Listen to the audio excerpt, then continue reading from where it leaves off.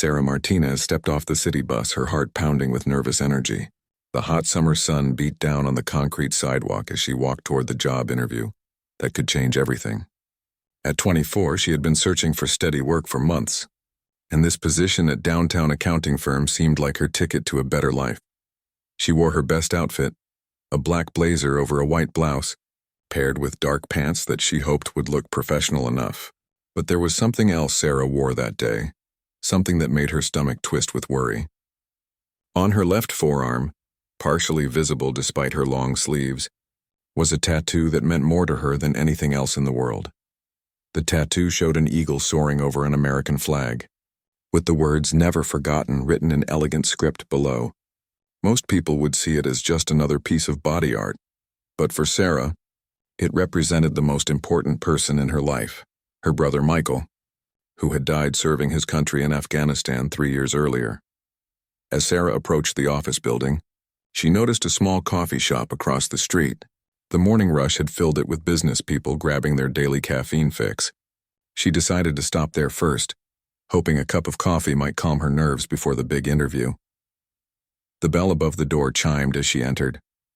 The aroma of freshly brewed coffee and baked pastries filled the air. Sarah got in line behind several people in expensive suits, all talking loudly into their phones about important business deals and meetings. She felt out of place among these successful-looking professionals.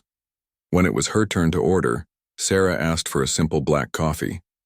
As she reached for her wallet, her sleeve rode up slightly, revealing a small portion of her tattoo. The barista, a young man with pierced ears and colorful hair, smiled warmly at her. "Nice ink," he said quietly, nodding toward her arm. "That's beautiful work." Sarah smiled back, grateful for his kindness. "Thank you," she whispered, quickly pulling her sleeve back down. But her moment of relief was short-lived. Behind her in line, she heard snickering and whispered comments that made her cheeks burn with embarrassment. "Did you see that tattoo?" a woman's voice said mockingly. "So unprofessional. I can't believe people think it's okay to walk around like that." "Probably some gang marking," another voice added with disgust. "These people have no respect for themselves." Sarah's hands trembled as she paid for her coffee. She wanted to turn around and explain what the tattoo really meant, to tell them about Michael and his sacrifice, but the words stuck in her throat. Instead, she grabbed her cup and quickly found an empty table in the corner, hoping to disappear from their cruel stares. She sat down and tried to focus on preparing for her interview, reviewing the questions she had practiced answering. But the hurtful comments echoed in her mind, making it hard to concentrate. Sarah had faced this kind of judgment before, but it never got easier. People saw her tattoo and immediately made assumptions about who she was, never bothering to learn the beautiful story behind it. The coffee shop continued to buzz with activity around her. Business people came and went, their conversations a constant background hum of important-sounding meetings and deals. Sarah felt invisible among them, just another person they would judge without knowing her story. She glanced at the clock on the wall and realized she had 20 minutes before her interview. Taking a deep breath, she tried to push away the negative thoughts and focus on the opportunity ahead. This job could be her fresh start, a chance to build the kind of life Michael would have wanted for her. Sarah pulled out a small notebook and reviewed her qualifications one more time. She had graduated with honors from community college with an accounting degree. Despite working 2 part-time jobs to pay for her education, she had volunteered at a local veterans organization, helping other military families navigate paperwork and benefits. She was qualified, capable, and determined, but as she sat there in her corner table, Sarah couldn't shake the feeling that her tattoo would once again become a barrier between her and the life she was trying to build. She wondered how many more times she would have to endure the stares, the whispers, and the assumptions about who she was based on something so meaningful to her.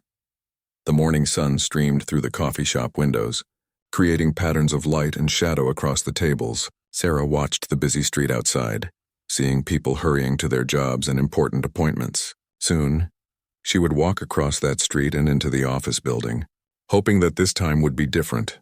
She finished her coffee and gathered her things, knowing it was time to face whatever waited for her in that interview room. As she stood up, Sarah caught her reflection in the window. Despite the cruel comments she had overheard, she saw a young woman who had overcome tremendous loss and was fighting to build something meaningful from the pieces. The tattoo on her arm wasn't just ink on skin. It was a promise to her brother, a reminder of his sacrifice and a symbol of the love that would never die. No amount of judgment from strangers could change what it meant to her, even if their words still had the power to hurt. Sarah walked toward the door, ready to face whatever came next, carrying Michael's memory with her like armor against a world that was too quick to judge and too slow to understand. Sarah crossed the busy street, her confidence wavering with each step toward the imposing glass office building. The gleaming structure reached toward the sky, filled with successful people who probably never had to worry about judgment based on their appearance. She checked her watch 15 minutes early, just as her brother Michael had always taught her.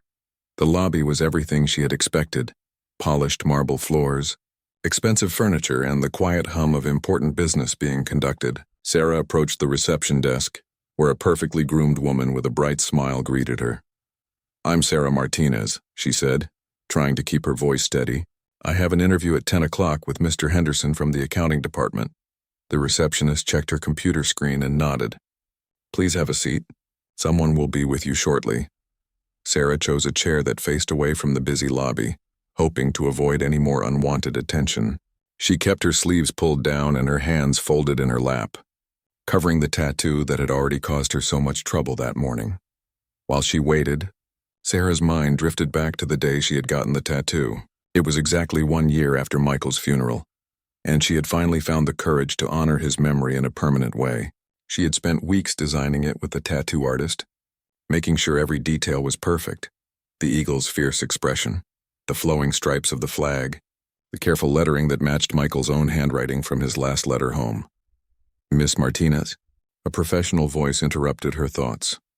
Sarah looked up to see a middle-aged man in an expensive suit standing before her. His expression was neutral, neither welcoming nor dismissive, as he extended his hand for a brief handshake. "I'm Robert Henderson," he said. "Please follow me." They walked through a maze of cubicles filled with busy employees typing at computers and talking on phones. Sarah noticed several people glancing up as they passed, and she wondered if they could somehow sense that she didn't belong in their pristine corporate environment. Mr. Henderson's office was on the 15th floor, with a spectacular view of the city below. The walls were covered with framed certificates and awards, evidence of his success in the business world. He gestured for Sarah to sit in a leather chair across from his large mahogany desk. "So, Miss Martinez," he began, opening a folder that contained her resume. "Tell me why you're interested in working for our firm." Sarah launched into the answer she had practiced, speaking about her passion for numbers, her attention to detail, and her desire to help businesses manage their finances effectively. Mr. Henderson nodded politely, but she could see his eyes wandering, as if he was already forming opinions about her suitability for the position. "Your academic record is impressive," he admitted, scanning her transcripts. "Community college can be quite rigorous, I'm sure." There was something in his tone that made Sarah feel like he was looking down on her educational background. She had worked twice as hard as most students, balancing her studies with jobs and family responsibilities, but she sensed that wouldn't matter to someone like Mr. Henderson. "I understand you have experience with various accounting software programs," he continued, turning a page in her file. "Yes, sir," Sarah replied, listing the programs she had mastered during her studies and internships.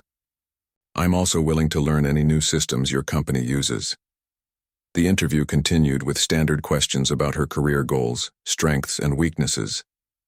Sarah answered each one carefully, trying to project confidence while fighting the nervous energy that threatened to make her voice shake. Then came the moment she had been dreading. "Miss Martinez," Mr. Henderson said, leaning back in his chair, "our company has a very strict professional appearance policy. We serve high-end clients who expect a certain level of discretion from our employees." Sarah's heart sank. She knew exactly where this conversation was headed, even though her tattoo was completely covered by her clothing. "Of course," she replied carefully. "I understand the importance of professional appearance in a business environment." Mr. Henderson studied her for a long moment, his eyes narrow and calculating. "I noticed earlier that you have some form of body art on your arm. While I appreciate that tattoos have become more common in recent years, our client base tends to be rather traditional in their expectations." The words hit Sarah like a physical blow. He had seen her tattoo in the brief moment when her sleeve had shifted. And now everything else about her qualifications seemed to matter less than that single piece of art on her skin. "Sir," Sarah began, her voice growing stronger despite her nervousness, "my tattoo is completely professional and meaningful to me personally. It honors my brother who died serving our country in Afghanistan." Mr. Henderson's expression didn't change. "I'm sure it has personal significance, Miss Martinez, but our policy is quite clear. Visible tattoos, regardless of their meaning, are not acceptable in client-facing positions." Sarah felt the familiar sting of judgment, the same feeling she had experienced in the coffee shop earlier. She wanted to explain how much Michael had sacrificed, how the tattoo represented honor and service and love, but she could see in Mr. Henderson's eyes that he had already made up his mind. "The position would require you to interact with clients regularly," he continued, shuffling her papers as if the interview was already over. "I'm afraid that with your current appearance choices, you wouldn't be the right fit for our team." The rejection stung, but what hurt even more was the casual way he dismissed everything meaningful about her qualifications. Because of his assumptions about her character, Sarah stood up slowly, maintaining her dignity even as her dreams of this opportunity crumbled around her. "I understand," she said quietly, extending her hand for a final handshake. "Thank you for your time, Mr. Henderson." As she walked back through the maze of cubicles, Sarah felt the weight of every glance, every whispered comment, every assumption being made about who she was based on something they couldn't even see. The elevator ride down felt endless, each floor marking another step away from the career she had hoped to build. When she reached the lobby, Sarah didn't stop walking until she was back outside on the busy sidewalk, surrounded by the noise and chaos of the city. The rejection hurt, but it also strengthened her resolve. Michael hadn't died for his country so that she could hide who she was or be ashamed of honoring his memory. Defeated and exhausted, Sarah decided to take a different route home. She couldn't bear the thought of returning to the coffee shop where the morning's humiliation had begun. Instead, she found herself walking through the city's downtown park, a peaceful oasis surrounded by towering buildings and busy streets. The park was filled with people enjoying their lunch break, office workers eating sandwiches on benches, joggers following the winding paths, and families with young children playing on the playground equipment. Sarah found an empty bench under a large oak tree and sat down heavily, finally allowing herself to feel the full weight of the morning's disappointments. She pulled out her phone and stared at the screen, wondering who she could call. Her mother would just worry and offer to send money they didn't have. Her best friend Jessica would be sympathetic, but wouldn't really understand what it felt like to carry this burden of judgment everywhere she went. Instead, Sarah opened her photo gallery and scrolled to a picture of Michael in his military uniform. He was smiling his crooked smile, the same one that had gotten him out of trouble as a kid and charmed everyone he met. In the photo, he looked confident and proud, ready to serve his country with honor. "I don't know what to do, Mike," she whispered to the photo, not caring if anyone heard her talking to herself. "I'm trying so hard to make you proud, but everywhere I go, people see this tattoo and think they know who I am." A gentle breeze rustled the leaves above her, and for a moment Sarah imagined it was Michael's way of telling her to keep fighting. He had never been one to give up when things got difficult, and he wouldn't want her to start now. As she sat there lost in thought, Sarah became aware of raised voices coming from across the park. A small crowd had gathered near the playground, and their angry tones cut through the peaceful afternoon air. Curiosity getting the better of her, Sarah stood up and walked closer to see what was happening. In the center of the commotion stood a young woman about Sarah's age, holding the hand of a little boy who couldn't have been more than 5 years old. The woman wore a simple sundress that revealed a large tattoo covering most of her upper back, an intricate design of roses and vines with what appeared to be names, written in script. "This is supposed to be a family park," an older man in a business suit was saying loudly, pointing an accusatory finger at the tattooed woman. "Children shouldn't have to see that kind of display.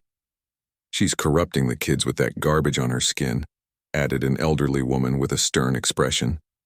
"What kind of example is that setting?" The young mother tried to shield her son from the harsh words, but the little boy looked confused and frightened by the adults yelling at his mother. Sarah could see tears beginning to form in the woman's eyes as more people joined the circle of judgment. "Please," the mother said quietly, "I'm just here with my son. We're not bothering anyone." Your very presence is bothering decent people, the businessman replied coldly. Maybe you should think about the choices you've made before bringing that child around respectable families. Sarah felt a familiar fire burning in her chest. She had experienced this same cruelty herself just hours earlier, but seeing it directed at a mother protecting her child made her anger even stronger. Without thinking about the consequences, she stepped forward into the circle. "Excuse me," Sarah said, her voice clear and confident despite her nervousness. "What exactly is the problem here?" The businessman turned his attention to Sarah, looking annoyed at the interruption. "The problem is that some people have no respect for public decency. This woman is displaying inappropriate imagery where children can see it." Sarah looked at the mother, who was still trying to comfort her frightened son. The tattoo on her back was actually quite beautiful. A memorial piece with the names of what appeared to be family members incorporated into the floral design. It was clearly a work of art created with love and meaning. "I see a mother spending time with her child in a public park," Sarah said firmly. "I see a beautiful piece of art that obviously means something important to her. What I don't see is anything inappropriate or harmful." "Mind your own business," the elderly woman snapped. "You young people today have no sense of proper behavior." Sarah rolled up her sleeve, revealing her own tattoo for everyone to see. The crowd's attention immediately shifted to her, and she heard the familiar gasps and whispered comments that had followed her throughout her adult life. "This tattoo honors my brother who died serving our country in Afghanistan," Sarah announced, her voice growing stronger with each word. "It represents love, sacrifice, and honor. Just because you don't understand something doesn't give you the right to judge or humiliate someone." The businessman looked uncomfortable now that he was facing opposition, but he wasn't ready to back down. Tattoos are still unprofessional and inappropriate regardless of their supposed meaning. "According to who?" Sarah challenged. "According to your narrow definition of what makes someone worthy of respect? This woman is here with her child, enjoying a beautiful day in the park. She's not hurting anyone, and neither is her tattoo." Some of the crowd began to shift uncomfortably, realizing that their public shaming session wasn't going as planned. A few people even started to walk away, apparently losing interest in the confrontation now that someone was standing up to their bullying. The tattooed mother looked at Sarah with gratitude shining in her eyes. "Thank you," she whispered, squeezing her son's hand tighter. Sarah reached out and gently touched the woman's shoulder. "You don't have anything to be ashamed of. Your tattoo is beautiful and you're a good mother. Don't let anyone tell you otherwise."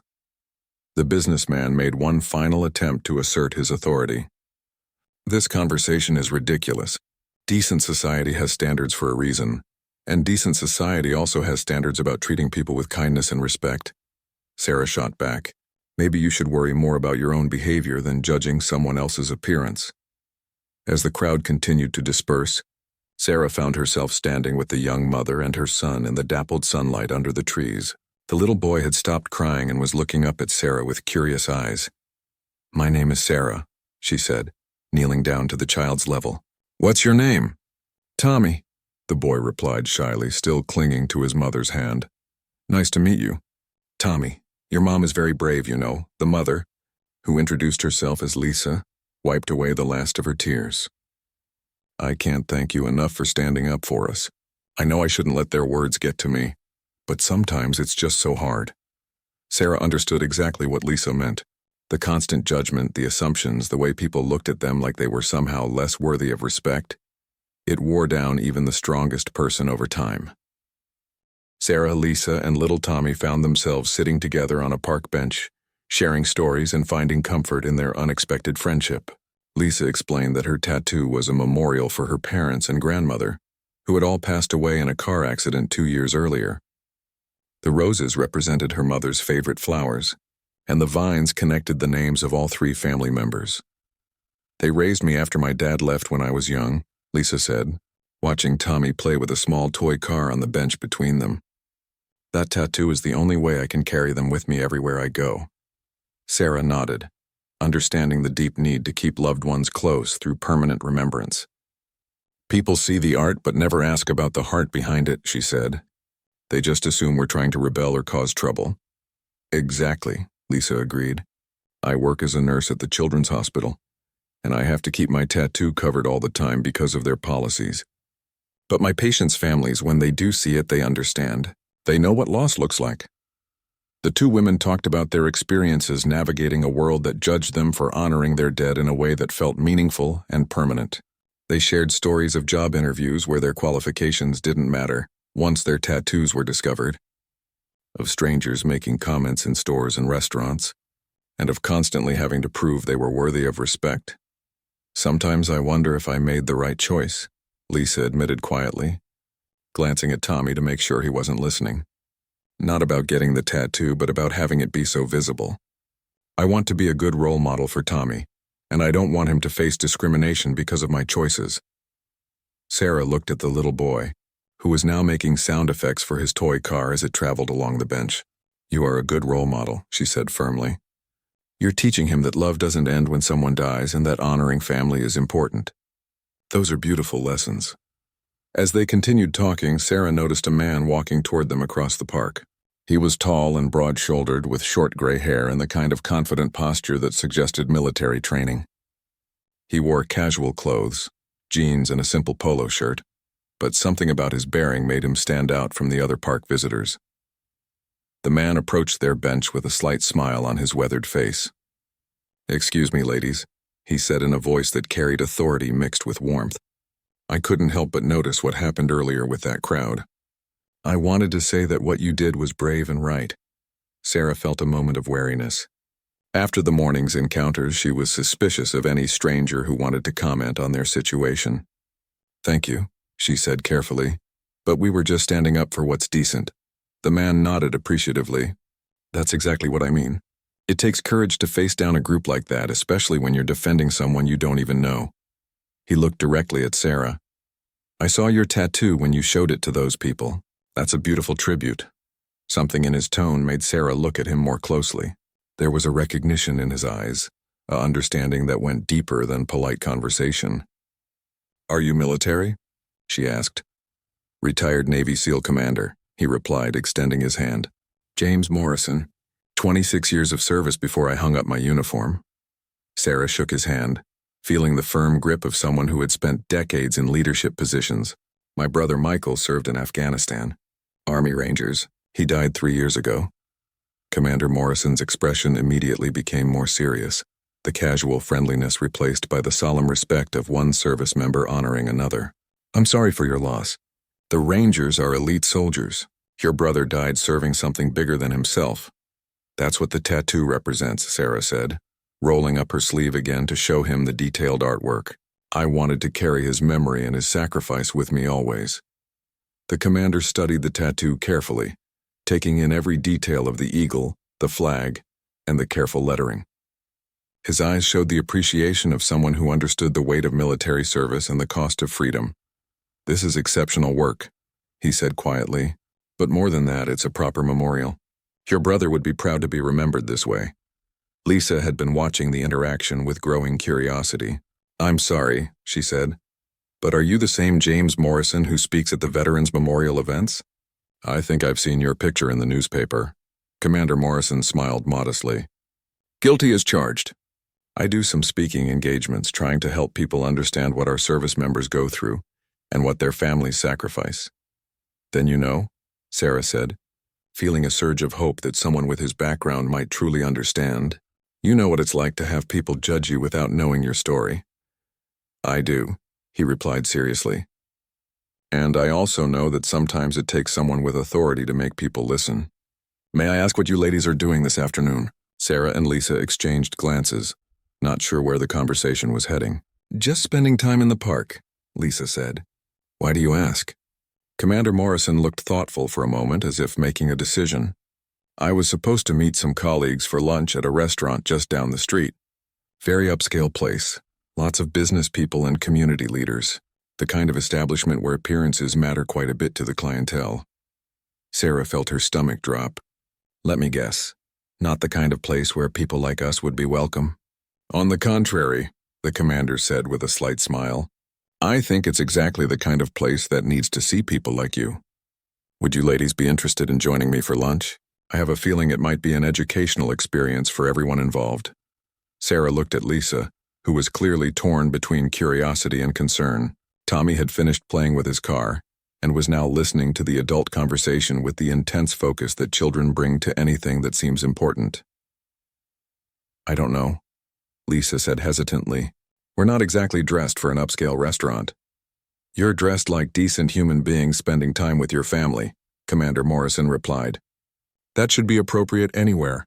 Besides, I think some of the people in that restaurant could use a reminder about what really matters in life." Sarah felt a familiar mixture of nervousness and determination. Part of her wanted to avoid another potential confrontation, but a larger part was tired of hiding and backing down. "What exactly did you have in mind, Commander?" "Just lunch," he said simply. 3 adults and a child sharing a meal and conversation. Nothing more, nothing less, but sometimes the most powerful statements are the simplest ones. After a few minutes of discussion, Sarah and Lisa agreed to join Commander Morrison for lunch. Lisa called her babysitter to let her know she would be later than expected, while Sarah texted her mother that she might have some interesting news to share later. Tommy seemed excited about the prospect of eating at a fancy restaurant, as he called it. The restaurant was only a few blocks from the park, housed in a renovated historic building with large windows and elegant signage. As they approached the entrance, Sarah could see through the glass that it was filled with well-dressed business people enjoying expensive meals and important conversations. "Are you sure about this?" Lisa whispered to Sarah as Commander Morrison held the door open for them.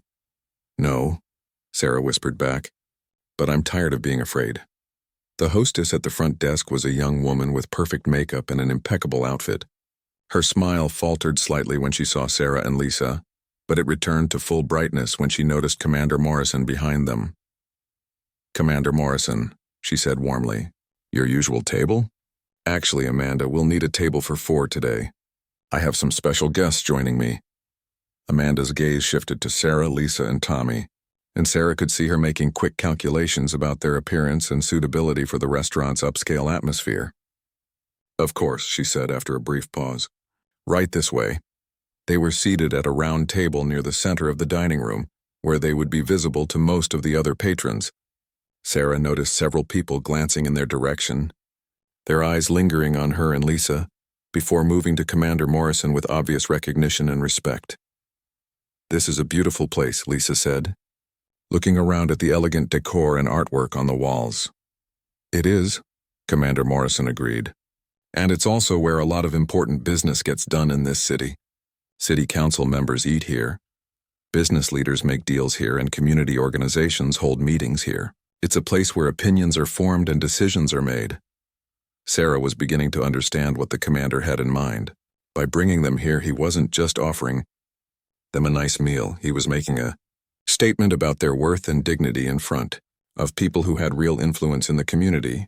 The waiter who approached their table was professional, but clearly surprised by the mixed group. He addressed most of his comments to Commander Morrison, as if the others were less important guests who didn't require the same level of attention. "The commander always orders our salmon special," the waiter said, practically ignoring Sarah and Lisa. "Will everyone be having the same?" "I think we'll take a few minutes to look at the menu," Commander Morrison said firmly. "And please make sure everyone has water and bread while we decide." As the waiter walked away, Sarah noticed that conversations at nearby tables had become quieter, with more glances being thrown in their direction. She could feel the familiar weight of judgment settling over her, but this time it felt different because she wasn't facing it alone. "Commander," a voice called from across the room. Sarah turned to see a distinguished-looking man in an expensive suit approaching their table. "I didn't expect to see you here today." Commander Morrison stood and shook the man's hand. "Mayor Davidson, good to see you. I'd like you to meet some friends of mine, Sarah Martinez and Lisa Chen, and this young man is Tommy." Mayor Davidson smiled politely at the introductions, but Sarah could see his eyes taking inventory of their appearance, particularly noting their visible tattoos. His smile became a bit more strained when he processed what he was seeing. "Lovely to meet you all," he said carefully.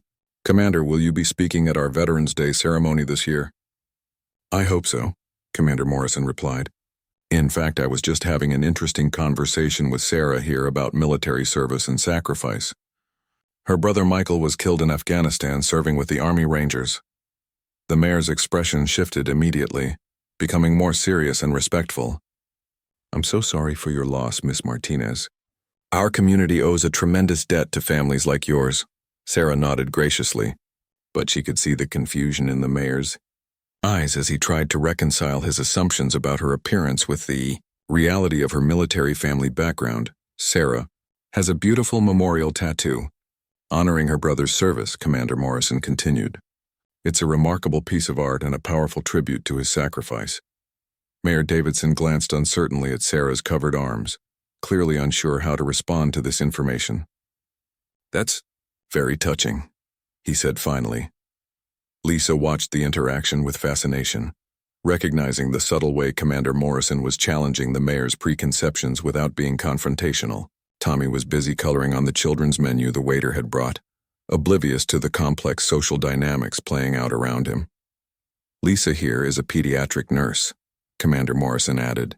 She works with sick children at the hospital, providing care and comfort to families during their most difficult times.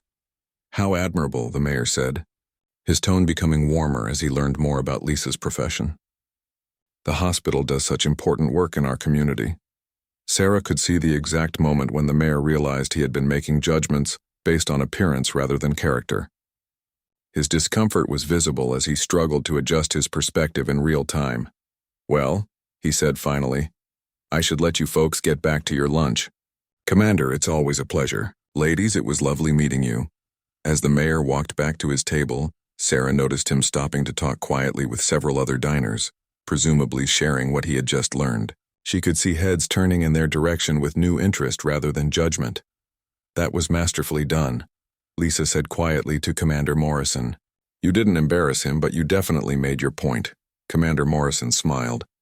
Sometimes people need a little help seeing past their assumptions. The mayor is actually a good man who supports veterans and community programs.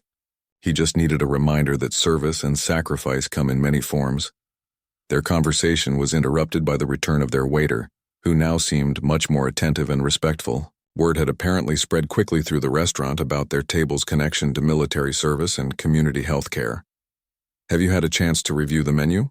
He asked, addressing all of them equally this time. Sarah ordered the salmon special, feeling bold enough to choose the restaurant's signature dish. Lisa selected a pasta entree that Tommy could share with her, and Commander Morrison ordered his usual meal. As they waited for their food to arrive, Sarah found herself relaxing for the first time all day. You know, she said to the commander, I had a job interview this morning that didn't go well because of my tattoo. The interviewer basically told me I wasn't suitable for their company because of their appearance policy. Commander Morrison frowned deeply. What kind of company? Accounting firm downtown. Henderson and Associates. I know Bob Henderson, the commander said thoughtfully. We serve on the Chamber of Commerce together. Interesting man, very focused on image and presentation.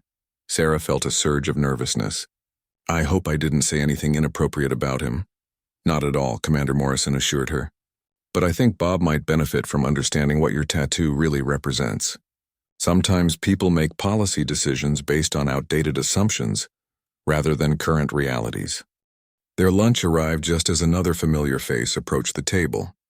Sarah's heart sank when she recognized Mr. Henderson from her morning interview. Looking uncomfortable but determined to speak with Commander Morrison. Jim, Mr. Henderson said, nodding to the commander while pointedly avoiding eye contact with Sarah. I didn't know you were dining here today. Bob, Commander Morrison replied warmly, rising to shake his hand. Perfect timing. I'd like you to meet some friends of mine. Sarah felt her cheeks burn with embarrassment as Mr. Henderson's gaze finally settled on her. His expression showed clear recognition and surprise at finding her here with such distinguished company. Actually, Mr. Henderson said stiffly, Miss Martinez and I met this morning. She interviewed for a position at my firm. Excellent, Commander Morrison said with genuine enthusiasm. Sarah is exactly the kind of talented professional our community needs more of. I hope the interview went well. Mr. Henderson shifted uncomfortably, clearly caught between his earlier decision and his respect for the commander. Well, we discussed the position thoroughly, he said carefully. Sarah watched the exchange with a mixture of dread and curiosity. She had no desire to relive the morning's humiliation, but she was fascinated to see how Mr. Henderson would handle the situation in front of Commander Morrison. Sarah was just telling me about her background, the commander continued, settling back into his chair and gesturing for Mr. Henderson to join them. Her brother Michael served with the Army Rangers in Afghanistan, made the ultimate sacrifice for his country. The change in Mr. Henderson's expression was immediate and dramatic. His business-focused demeanor softened as he processed this information, and for the first time he looked at Sarah with something approaching respect. I didn't realize, he said quietly. Miss Martinez, I'm sorry for your loss. Thank you, Sarah replied, her voice steady despite her racing heart. Commander Morrison seemed oblivious to the underlying tension. Sarah has a remarkable memorial tattoo honoring her brother's service. It's one of the most beautiful tributes I've seen. Mr. Henderson's face went pale as he realized the implications of what he was hearing. The tattoo he had dismissed as unprofessional was actually a memorial to a fallen soldier, and he had rejected a qualified candidate based on his ignorance of its meaning. Commander, Mr. Henderson said slowly, perhaps you and I could speak privately for a moment? Nonsense, Commander Morrison replied cheerfully. We're all friends here. Sarah, would you mind showing Bob your tattoo? I think he'd appreciate the artistry and meaning behind it. Sarah hesitated for a moment, then slowly rolled up her sleeve to reveal the eagle flag and careful lettering. Mr. Henderson stared at the tattoo with growing understanding and obvious regret. The eagle represents freedom, Sarah explained quietly, and the flag represents the country Michael died defending. The words "never forgotten" are written in his own handwriting, copied from his last letter home. Mr. Henderson was speechless, his face showing the full weight of his earlier mistake. Lisa watched the scene unfold with sympathy for both Sarah and the man who was clearly struggling with his conscience. This is, Mr. Henderson began, then stopped, unable to find adequate words. Miss Martinez, I owe you a sincere apology. I made assumptions this morning that were completely wrong. Commander Morrison looked puzzled. Assumptions about what? About Sarah's tattoo, Mr. Henderson admitted, his voice filled with shame. I told her that our company's appearance policy wouldn't allow visible tattoos, regardless of their meaning. I never asked what it represented. The commander's expression grew serious as he understood what had happened. You rejected her application because of a memorial to her brother who died in service to our country? The weight of the commander's disapproval was evident in his tone, and Mr. Henderson visibly shrank under the scrutiny. Around them, other diners had begun to pay attention to the conversation, sensing the dramatic tension at their table. I was following company policy, Mr. Henderson said weakly, but I realize now that I should have asked questions instead of making assumptions. Sarah found herself in the unexpected position of feeling sorry for Mr. Henderson. His regret seemed genuine, and she could see that he was truly grappling with the consequences of his prejudice. Mr. Henderson, she said gently, I understand that companies have policies, but maybe those policies need to consider the stories behind people's choices, not just their appearance. Commander Morrison nodded approvingly. Sarah's right. When we judge people based on surface-level observations, we miss out on incredible talent and character. Your company lost a valuable employee today because of outdated thinking. Mr. Henderson looked around the table, seeing Tommy coloring peacefully, Lisa eating her lunch with quiet dignity, and Sarah showing grace despite having been wronged. The lesson was clear and undeniable. Miss Martinez, he said finally, would you be willing to give us another chance? I'd like to offer you the position, effective immediately, with our company's full support for your memorial tattoo. Sarah was stunned by the sudden reversal. This morning she had been rejected and humiliated, and now she was being offered the very job she had wanted. But more importantly, she was being offered it with respect and understanding. I appreciate the offer, Sarah said carefully, but I need to know that this isn't just about what happened here today. I need to know that your company is genuinely committed to judging people by their qualifications and character, not their appearance. Mr. Henderson nodded earnestly. You have my word that we'll be reviewing all of our policies to ensure they reflect our actual values, rather than outdated prejudices. Would you be willing to help us with that process? Sarah looked at Commander Morrison, who gave her an encouraging nod, then at Lisa, who squeezed her hand supportively under the table. I'd be honored to, Sarah said, extending her hand to Mr. Henderson. When do I start? As they shook hands, sealing Sarah's new employment, The restaurant around them seemed to come alive with quiet conversations about what they had just witnessed. Word would spread quickly through the business community about the scene at Commander Morrison's table, and many people would be forced to examine their own assumptions and biases. Tommy looked up from his coloring. "Mommy," he said to Lisa, "why is everyone shaking hands?" Lisa smiled at her son. "Because sometimes people learn important lessons, and when they do, it's worth celebrating." Commander Morrison raised his water glass in a toast. To second chances, to learning from our mistakes, and to honoring those who sacrifice for others. As they clinked glasses, Sarah felt a warmth spreading through her chest that had nothing to do with the restaurant's atmosphere. For the first time since Michael's death, she felt truly hopeful about her future and her ability to make a difference in the world. 6 months later, Sarah sat in her corner office at Henderson and Associates reviewing quarterly reports and preparing for a client presentation. The view from her window showed the same park where she had met Commander Morrison and Lisa, and she often found herself thinking about that life-changing afternoon. True to his word, Mr. Henderson had not only hired Sarah, but had promoted her to senior account manager within 4 months. Her memorial tattoo was no longer hidden under long sleeves. Instead, it served as a conversation starter with clients who were curious about its meaning.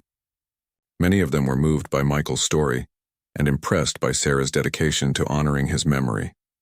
The company's appearance policy had been completely rewritten, with Sarah's input, to focus on professionalism and competence rather than arbitrary restrictions on personal expression. 3 other employees had been hired since then, who might have been rejected under the old policies, including a talented graphic designer with intricate sleeve tattoos and a brilliant accountant who wore a hijab. A knock on her office door interrupted her thoughts. "Come in," she called, looking up to see Lisa standing in the doorway with a bright smile. "Do you have a minute for an old friend?" Lisa asked, settling into the chair across from Sarah's desk. "Always," Sarah replied warmly. "How's Tommy doing in his new school?" "He loves it," Lisa said. "And guess what?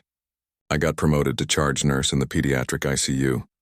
Turns out my tattoo has actually helped me connect with grieving families who understand loss." Sarah felt a surge of pride for her friend. Lisa had also experienced positive changes since their encounter in the park.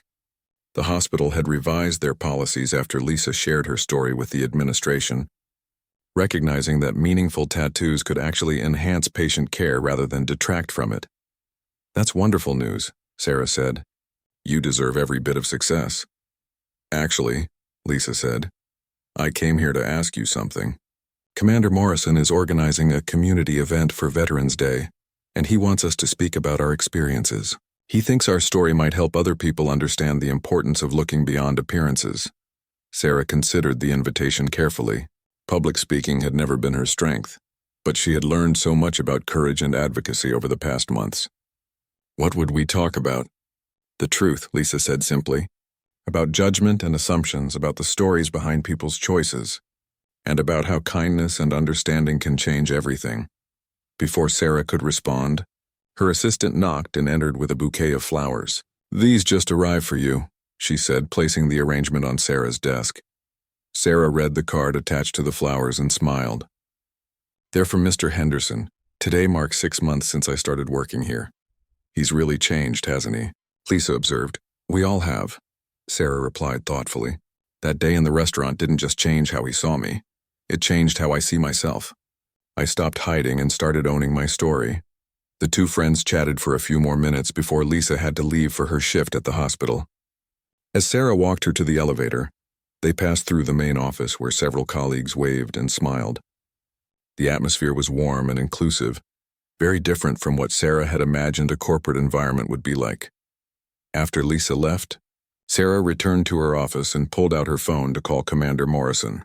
He answered on the first ring, his voice as warm and authoritative as she remembered from that first day in the park. "Sarah, how are you doing?" "I'm doing well, Commander. Lisa told me about the Veterans Day event. I'd be honored to participate." "Excellent. I think you and Lisa have an important message to share. Your experience shows how easily we can misunderstand each other, and how powerful it can be when we take the time to really see people." Sarah looked out her window at the park, where families were enjoying the beautiful autumn afternoon. "Commander, can I ask you something?" That day when you invited us to lunch, did you know what would happen with Mr. Henderson? Commander Morrison chuckled. I had a feeling Bob might show up. He eats there most Fridays. But I couldn't have predicted how everything would unfold. Sometimes you just have to create opportunities for people to do the right thing. Thank you, Sarah said simply, for everything. Thank you for being brave enough to stand up for Lisa that day in the park. That's when I knew you were someone special. After ending the call, Sarah returned to her work, but her mind kept drifting to the upcoming speaking engagement. She thought about all the people who might be in the audience, some who carried their own hidden judgments, others who had been judged unfairly themselves. That evening, Sarah visited Michael's grave for the first time in months. She knelt beside the headstone and traced his name with her finger, just as she had done countless times before. But this time felt different. Instead of overwhelming grief, she felt a sense of purpose and connection. I think you'd be proud of how things turned out, Mike, she said quietly. I'm not hiding anymore. I'm using our story to help people understand what really matters. A gentle breeze rustled the flags planted throughout the military section of the cemetery, and Sarah imagined it was Michael's way of showing his approval. She rolled up her sleeve to look at the tattoo that had caused her so much pain and ultimately led to so much growth. The eagle still soared proudly over the American flag, and the words "never forgotten" still carried all the love and loss she felt for her brother. But now the tattoo represented something more. It was a symbol of courage, authenticity, and the power of standing up for what's right. As Sarah drove home that night, she passed the coffee shop where her difficult day had begun 6 months earlier. On impulse, she parked and went inside, ordering the same black coffee she had purchased that morning when everything seemed hopeless. The same barista was working, and he recognized her immediately. Hey, it's the lady with the beautiful tattoo, he said with a smile. How have you been? Much better, Sarah replied, no longer feeling the need to hide her ink. Much, much better. Walking back to her car, Sarah felt a deep sense of gratitude for the journey that had brought her to this point. She had learned that courage wasn't about being fearless. It was about being afraid but choosing to act anyway. She had discovered that standing up for others often meant standing up for yourself, and that sometimes the most powerful changes came from the smallest acts of kindness and understanding. Most importantly, Sarah had learned that Michael's sacrifice continued to make a difference through her willingness to honor his memory openly and proudly. The tattoo that had once been a source of shame and rejection had become a bridge to connection, understanding, and positive change. As she drove through the city lights toward home, Sarah Martinez knew that she was exactly where she was meant to be, carrying her brother's legacy forward with pride and purpose, one conversation and one changed mind at a time.